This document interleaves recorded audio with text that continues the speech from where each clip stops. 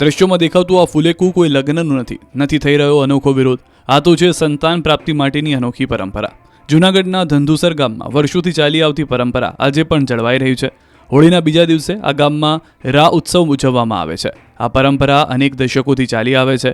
જે પરિવારમાં દીકરાના ઘરે સંતાન ન હોય તેઓ માનતા રાખે છે અને સંતાન પ્રાપ્તિ થાય છે તે વ્યક્તિ હોળીના બીજા દિવસે આ ઉત્સવમાં ગરદબ પર બેસીને આખા ગામમાં ફરે છે. તે વ્યક્તિના મોઢા ઉપર અબીલ ગુલાલ છાંટવામાં આવે છે અને હાથમાં તલવાર લઈને ગધેડા પર બેસી આખા ગામમાં લગ્નના વરઘોડાની માફક વાજતે ગાજતે ફેરવવામાં આવે છે. જ્યારે ગામમાં રા નીકળે છે ત્યારે ઘરે ઘરે ફરે છે અને જેમના ઘરે સંતાન પ્રાપ્તિ થયેલ હોય તેવા પરિવાર તેમના સંતાનને રાના દર્શન કરાવવામાં આવે છે. એટલું જ નહીં, આખા ગામમાં ઘરે ઘરે ફરીને ફાળો ઉઘરાવે છે. તે એકત્ર થયેલ રકમ ગામના યુવક મંડળ દ્વારા ગામના વિકાસ માટે વાપરવામાં આવે છે. આ ઉત્સવ ઉજવવા દૂર દૂરથી લોકો પોતાના વતન આવ્યા છે. આજે ગામના 9 યુવાનો સહિતનાઓ રા બન્યા હતા. સાથે ગામના એક રહેવાસી અને કરોડોની સંપત્તિ ધરાવતા એક ઉદ્યોગપતિએ પણ સંતાન પ્રાપ્તિ માટે માનતા રાખી હતી. ત્યારે તેના ઘરે 3 દીકરી પછી દીકરાનો જન્મ થતા આજે આ કરોડપતિ પણ ગરદબ પર બેસીને આખા ગામમાં ફરી વડીલોના આશીર્વાદ લઈ ચૂક્યા હતા. અમે પરંપરાગત ઉતાવળની ઉજવીએ, માનતાયું કરે રાની. અમારી માનતાયું સફળ થાય. શું માનતા રાખી હતી તમે? માનતા ઘેર દીકરાને જન્મ થાય તો રાત થવાની માનતા. શું કરવાનું હોય રાત થઈને? કઈ રીતે કરવાનું? આ ગામમાં બધે ફરવાનું, રાને વધાવે બધાય જમાડે, રૂપિયા આપે બધા. એ રૂપિયાનું પછી શું કરવાનું? રૂપિયાનું બધા ગામમાં ધર્માદામાં વાપરે. રાની પરંપરા મારા ગામમાં ખૂબ જૂની છે. એની પાછળના કારણો જે ભાઈએ રા બનનારે જણાવ્યા એવી કેટલીક એની માન્યતાઓ અને ટેક એનું કારણ છે. અને એ રા બનનાર માણસ પોતાની જાતને વિદૂષક જેવી સ્થિતિમાં મૂકે છે. એ પોતાનું દેહાભિમાન છોડી અને કુદરતને અરજ કરે છે. એના મનમાં જે કંઈ છે એની કે એ કુદરત, તમે જો મારી આ વાત પૂરી કરશો તો હું રા બનીશ અને રા બની અને આખા ગામમાં ફરીશ. જરૂર પડશે તો હું જોડાનો હાર પણ પહેરીશ. એટલી હદે પોતાની જાતને એ નીચે લઈ જાય છે.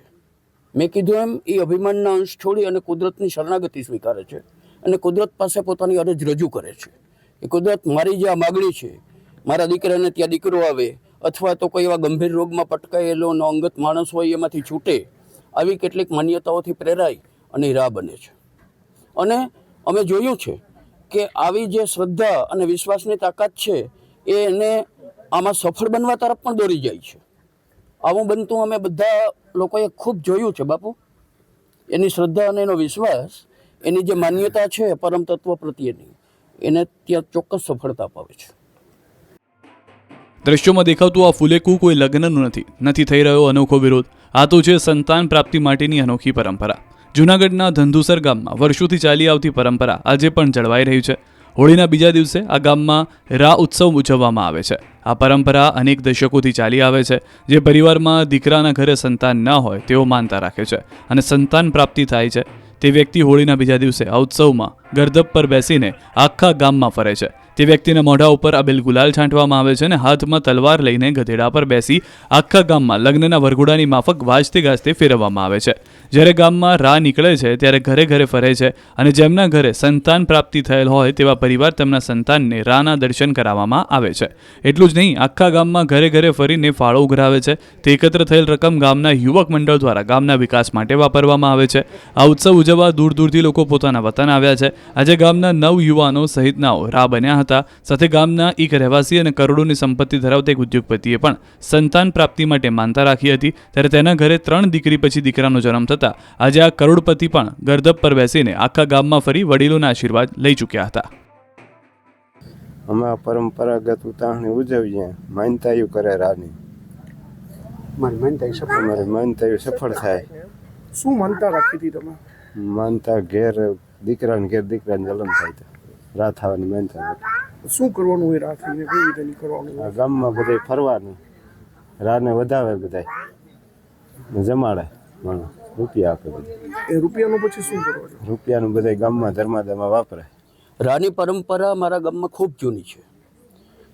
એની પાછળના કારણો જે ભાઈએ રા બનનારે જણાવ્યા એવી કેટલીક એની માન્યતાઓ અને ટેક એનું કારણ છે. અને એ રા બનનાર માણસ પોતાની જાતને વિદૂષક જેવી સ્થિતિમાં મૂકે છે. એ પોતાનું દેહાભિમાન છોડી અને કુદરતને અરજ કરે છે એના મનમાં જે કંઈ છે એની કે એ કુદરત તમે જો મારી આ વાત પૂરી કરશો તો હું રા બનીશ, અને રા બની અને આખા ગામમાં ફરીશ, જરૂર પડશે તો હું જોડાનો હાર પણ પહેરીશ. એટલી હદે પોતાની જાતને એ નીચે લઈ જાય છે. મેં કીધું એમ એ અભિમાનના અંશ છોડી અને કુદરતની શરણાગતિ સ્વીકારે છે અને કુદરત પાસે પોતાની અરજ રજૂ કરે છે કે કુદરત મારી જે આ માગણી છે, મારા દીકરાને ત્યાં દીકરો આવે અથવા તો કોઈ એવા ગંભીર રોગમાં પટકાયેલો અંગત માણસ હોય એમાંથી છૂટે, આવી કેટલીક માન્યતાઓથી પ્રેરાય અને એ રાહ બને છે. અને અમે જોયું છે કે આવી જે શ્રદ્ધા અને વિશ્વાસની તાકાત છે એ એને આમાં સફળ બનવા તરફ પણ દોરી જાય છે. આવું બનતું અમે બધા લોકોએ ખૂબ જોયું છે બાપુ. એની શ્રદ્ધા અને એનો વિશ્વાસ, એની જે માન્યતા છે પરમ તત્વ પ્રત્યેની, એને ત્યાં ચોક્કસ સફળતા અપાવે છે.